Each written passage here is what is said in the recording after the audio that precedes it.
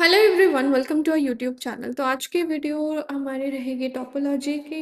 आपके यूनिट 1 का पार्ट 10 रहेगा, जिसमें हम पढ़ेंगे dense subject subset. I think 10 या 11th पार्ट है ये। ठीक है। और इससे पिछले वीडियो में हमने एडहेरेंट पॉइंट पढ़ा था, फिर उससे पहले हमने कुर्टोस्की थ्योरम पढ़ी थी और काफ़ी सारे टॉपिक हमने डिस्कस करे थे। अगर आपको नहीं पता, नहीं देखे आपने ये वीडियोस, तो आप हमारे प्लेलिस्ट सेक्शन में जाके टोपोलॉजी नाम से आपको प्लेलिस्ट मिल जाएगी, उसमें जाके इजीली देख सकते हैं। तो समझते हैं डेंस सबसेट क्या होता है। देखिए, डेंस सबसेट अगर हम बात करें, तो अगर मैं कोई एक्स कॉमा टाउ एक टोपोलॉजिकल स्पेस लूँ, मतलब मेरे पास एक्स एक सेट है जिसके ऊपर मैंने टोपोलॉजी डिफाइन करी है, और टोपोलॉजी जो डिफाइन करी है उसे मैं टी से डिनोट कर रही हूँ। ठीक है। तो X is a set on which I have defined a topology T. Then ये x कमा टाउ एक साथ मिलके एक टोपोलॉजिकल स्पेस बनाता है। ठीक है। अब कोई भी सबसेट A ऑफ X, कोई भी subset A of X is set to be dense. उसे डेंस हम कब कहेंगे? B के अंदर, किसी भी सेट B के अंदर उसे डेंस हम तब कहेंगे व्हेन फर्स्ट कंडीशन इज, अब इसमें दो कंडीशन है, ध्यान रखना। बी का हम उस सेट को डेंस सबसेट तब कहेंगे जब वो बी एक तो एक्स में कंटेन हो। एक्स क्या था? जिस पे टोपोलॉजी डिफाइंड थी। ठीक है ना। दूसरी चीज, B should be contained in the closure of A. B जो है वो आपका ए के क्लोजर में कंटेन्ड होना चाहिए, और क्लोजर क्या होता है ये हमने पिछले वीडियोस में अच्छे से डिस्कस किया हुआ है। ठीक है। तो इन पर्टिकुलर हम बात करें तो ए इज डेंस इन एक्स। अगर मैं कह रही हूँ ए मेरा डेंस सेट है एक्स के अंदर, तो इसका सिंपल मतलब ये है कि ए, देखो, A is dense set in X, तो ए एक्स में तो कंटेंट है ही है। अब सिंपल सी बात है, डेंस सेट में तब होगा जब ए का जो क्लोजर है वो एक्स के बराबर हो। ए सेट का क्लोजर किसके बराबर हो? एक्स के बराबर हो, तभी ऐसा पॉसिबल होगा। ठीक है। तो चलिए फाइंड करते हैं, determine the dense subset of x when x is a discrete topological space. देखिए, आपको याद होगा डिस्क्रीट टोपोलॉजिकल स्पेस क्या होता है और इनडिस्क्रीट टोपोलॉजिकल स्पेस क्या होता है। ये भी हमने पिछली वीडियोस में अच्छे से डिस्कस किया हुआ है। अगर हम डिस्क्रीट टोपोलॉजिकल स्पेस की बात करें, तो उसमें क्या होता है, देखो आपको ये पता है कि जो टोपोलॉजिकल स्पेस होता है उसके अंदर सारे जो मेंबर्स होते हैं वो ओपन होते हैं। ठीक है, कि टोपोलॉजी जो है वो ओपन सेट्स का ही कलेक्शन होता है, आपको पता है ये बात। अब डिस्क्रीट का मतलब होता है कि हमने सारे सेट सबसेट्स उसके अलग अलग ले रखे हैं। लाइक मेरे पास कोई एक सेट है एक्स 1 2 3, तो इसके जितने पॉसिबल सबसेट्स होते हैं ना, अगर मैं सारे ले लूँ और उसका एक टोपोलॉजी डिफाइन करूँ तो उसे डिस्क्रीट टोपोलॉजी कहते हैं। और इनडिस्क्रीट टोपोलॉजी में सिर्फ दो ही सेट्स होते हैं, एक एक्स खुद होता है और एक फाई होता है। देखो, अगर एक एक्स इनडिस्क्रीट टोपोलॉजी है तो उसके अंदर सिर्फ ओपन सबसेट दो ही होते हैं, एक फाई और एक एक्स। जबकि अगर हम डिस्क्रीट टोपोलॉजी की बात करें, तो जो डिस्क्रीट टोपोलॉजी होती है उसमें जितने भी एक्स के सबसेट हैं वो सारे ही प्रेजेंट होते हैं और सारे ओपन होते हैं, ये तो हमें पता ही है। अब ध्यान से समझिए। Let X be a discrete topological space, then all the subset of X are open. सारे सबसेट उसके ओपन होंगे ही होंगे। क्यों? क्योंकि सारे सबसेट उसके टोपोलॉजी के अंदर कंटेंट होंगे, और टोपोलॉजी में जो भी आता है वो ओपन होता है। ठीक है। And consequently all the subset of X are closed also. अब क्यों क्लोज्ड है, ध्यान से समझना। हमने पढ़ा है पिछली वीडियोज में, किसी भी ओपन सेट का कॉम्प्लीमेंट क्लोज्ड होता है।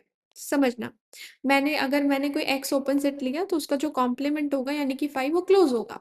मैंने कोई ए ओपन सेट लिया तो ए का कॉम्प्लीमेंट जो होगा वो क्या होगा? क्लोज्ड होगा। ठीक है, ये हमें पता ही है।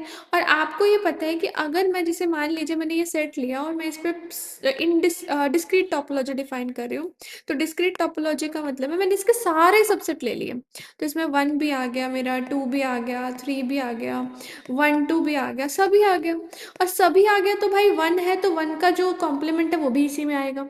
आएगा कि नहीं? तो भाई क्या हो गया इसका मतलब, अगर x मेरी कोई डिस्क्रीट टोपोलॉजिकल स्पेस है तो जितने भी सबसेट हैं x के वो ओपन होंगे, और अगर वो सब ओपन है तो उनके कॉम्प्लीमेंट्स क्या हो जाएंगे? क्लोज हो जाएंगे। तो इसका मतलब जितने भी सारे x के सबसेट है वो क्लोज भी हो गए। अब वो, अगर उसके सारे सबसेट्स ओपन भी हैं और क्लोज्ड भी हैं, तो मतलब उसका जो क्लोजर है वो खुद ही है। है ना। तो मतलब ए का जो क्लोजर है वो ए खुद ही हो गया। तो ए क्या मेरा बन गया, डेंस बन गया एक्स में। क्यों, ए डेंस कब होता है, जब ए का क्लोजर जो है वो पूरे सेट एक्स के बराबर हो। और क्योंकि एक्स ही मेरा पूरा क्लोज सेट है, so X is the only dense subset of X, क्योंकि एक्स ही इकलौता ऐसा सेट है जिसके अंदर सारे क्लोज्ड सेट कंटेन होते हैं। क्लियर, जिसका क्लोजर उसी के बराबर है।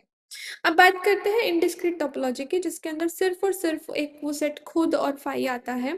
तो उसमें बात करें तो उसके जो क्लोज सबसेट है, देखो अगर फाई और एक्स मेरे टोपोलॉजी में आ रहे हैं तो इनके कॉम्प्लीमेंट क्लोज होंगे। फाई का कॉम्प्लीमेंट एक्स क्लोज हो गया, एक्स का कॉम्प्लीमेंट फाई क्लोज हो गया। तो इसका मतलब the only closed subsets are phi and X. इसके सिर्फ क्लोज सबसेट्स जो बचे वो फाई और एक्स ही बचे। Let A B any subset of X. अब मैंने x का कोई भी सबसेट a ले लिया। देन अगर a फाई है तो a का क्लोजर फाई ही होगा, ठीक है। और अगर a फाई नहीं है तो x ही एक ऐसे स्मॉलेस्ट क्लोज सेट बचता है जिसके अंदर की a लाई करेगा। इसका मतलब x is the only close set containing a, क्योंकि और कोई क्लोज सेट है ही नहीं। दो ही तो क्लोज सेट है, एक फाई और एक एक्स। तो ए फाई में तो कंटेन है नहीं, ए किस में कंटेन है, एक्स में। तो एक्स ही इकलौता ऐसा सेट है जिसके अंदर ए कंटेन्ड है। इसका मतलब जो ए का क्लोजर है वो एक्स के बराबर है, राइट। तो ए का क्लोजर हमारा, अगर मेरा कोई सेट ए फाई है तो फाई होगा, और फाई नहीं है तो एक्स होगा। होगा कि नहीं। इसका मतलब क्या है कि अगर मैं कोई एम्प्टी सेट लूं, एम्प्टी सेट लूँ तो वो तो डेंस नहीं होगा, लेकिन अगर मैं कोई भी नॉन एम्प्टी सेट उठाऊं इस केस में तो वो डेंस हमेशा होगा ही होगा। एम्प्टी सबसेट कभी भी डेंस नहीं होगा। क्लियर कि नहीं। ठीक है, आगे बढ़ते हैं नेक्स्ट थ्योरम पे। Any set C containing a dense set D is a dense set. कोई भी सेट सी जो कि डेंस सेट डी में कंटेन है वो खुद भी डेंस होगा, नहीं नॉर्मल सी बात है। कोई भी डेंस सेट कब था, जब वो किस में कंटेन्ड हो। डेंसेट क्या आती है, डेफिनेशन फिर से एक बार देख लेते हैं। डेंसेट वो सेट है जो कि एक सेट बी में कंटेन हो, और बी जो है वो ए के क्लोजर में कंटेन हो, ठीक है। If B is contained in closure of A तो हमारा काम हो जाएगा। अब देखिए, अगर मैं इस थ्योरम को प्रूव करना चाहूँ तो देखिए यहाँ पे मेरे पास गिवन क्या है कि डी डेंसेट है। अगर डी मेरा डेंसेट है तो भाई डेंसेट की कंडीशन को वो सेटिस्फाई करेगा, ऑब्वियसली करेगा।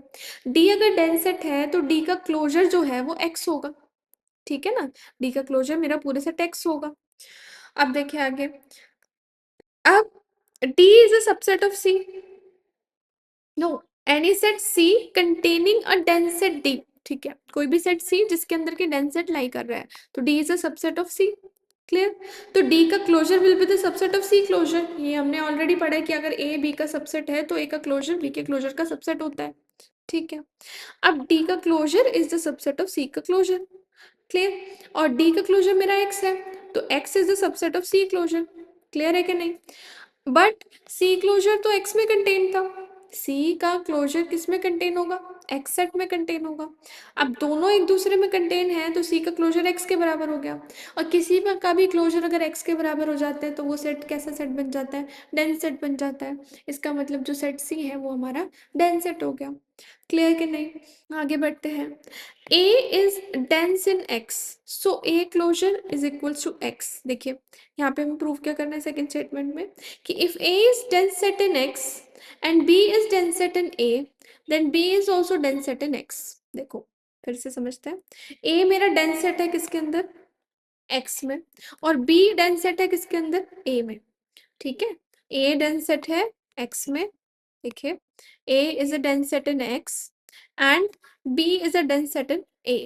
तो B जो है it will be a dense set in X also, ठीक है। हमें भी ये प्रूव करना है। अब A अगर dense set है X में, ठीक है, A अगर dense set है X में तो A का क्लोजर X होगा, कोई दिक्कत नहीं।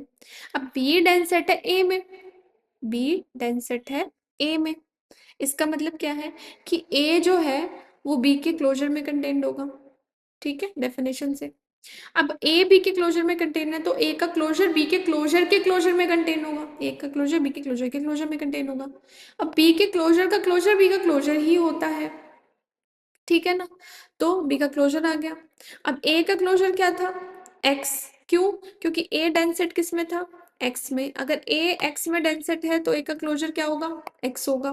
तो ए के क्लोजर को हमने एक्स लिख दिया। तो X is a subset of be closer. Clear.